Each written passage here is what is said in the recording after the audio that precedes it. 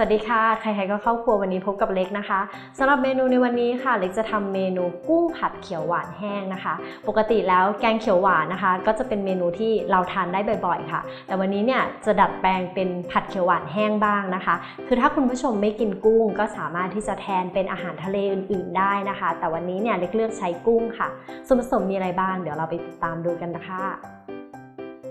เรามาดูส่วนผสมของเมนูกุ้งผัดเขียวหวานแห้งกันนะคะเริ่มด้วยกุ้งขาวค่ะวันนี้เล็กเลือกใช้กุ้งขาวไซส์ขนาดกลางนะคะ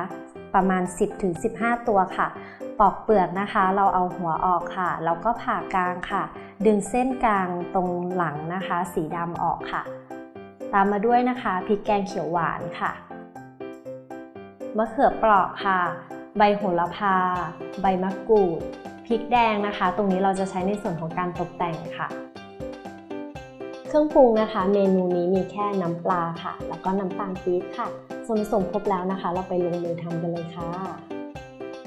เรามาลงมือทำเมนูกุ้งผัดเขียวหวานแห้งกันนะคะวันนี้นะคะเล็กเลือกใช้กุ้งนะคะไซส์ขนาดกลางเนาะแล้วเราก็ดึงเส้นดำกลางหลังออกเรียบร้อยแล้วนะคะเตรียมพร้อมสำหรับผัดละตอนนี้นะคะเราตั้งกระทะนะคะให้ร้อนใส่น้ำมันเล็กน้อยค่ะแล้วก็เราจะเริ่มจากการผัดพริกแกงเขียวหวานก่อนนะคะอันนี้ด้วยปริมาณกุ้งเราประมาณ 10-15 ตัวเนาะเราใช้พริกแกงเขียวหวานสัก1-2 ช้อนก็ได้ค่ะถ้าชอบความเข้มข้นมากก็สัก2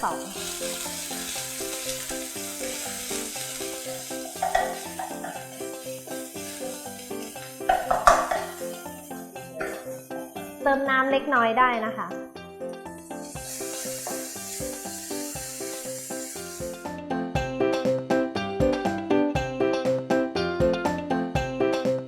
นำกุ้งลงไปเลยค่ะก็ตอนที่ผัดกุ้งก็เบามือนิดนึงนะคะจริงๆเมนูผัดเขียวหวานแห้งนะคะเล็กจะทำสไตล์คล้ายๆกับผัดพริกแกงอันนี้ก็สามารถที่จะเปลี่ยนวัตถุดิบค่ะถ้าสมมติว่าเพื่อนๆไม่ได้ทานกุ้งนะคะก็สามารถจะเปลี่ยนเป็นปลาหมึกหอยแมลงภู่หรือว่าเป็นอาหารทะเลอื่นๆก็ได้ค่ะหรือว่าจะเป็นเนื้อไก่เนื้อหมูก็ได้ค่ะเดี๋ยวรอให้กุ้งเปลี่ยนสีสักเล็กน้อยค่ะ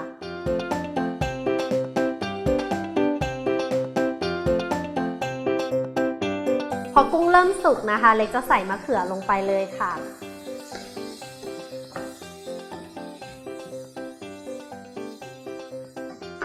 ก็จะใส่ค่ะใบมะกรูดค่ะฉีกลงไปด้วยเติมน้ำลงไปได้อีกนะคะถ้าสมมติว่ามันแห้งจนเกินไปมีพริกแดงค่ะใส่ลงไปเลยพอผัดทุกอย่างเข้าเนื้อกันดีแล้วนะคะก็เครื่องปรุงค่ะน้ำตาลปี๊บค่ะน้ำตาลปี๊บใส่เล็กน้อยนะคะไม่ชอบหวานก็ไม่ต้องใส่ก็ได้ค่ะแล้วก็น้ำปลาค่ะ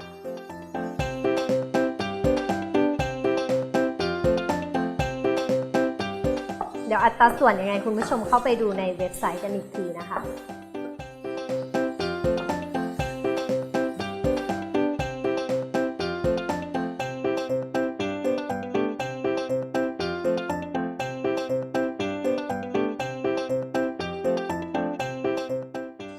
พอส่วนผสมทุกอย่างสุกดีแล้วนะคะก็ใส่ใบโหระพาลงไปค่ะเพิ่มความหอมค่ะพร้อมเสิร์ฟแล้วนะคะสำหรับเมนูกุ้งผัดเขียวหวานแห้งค่ะ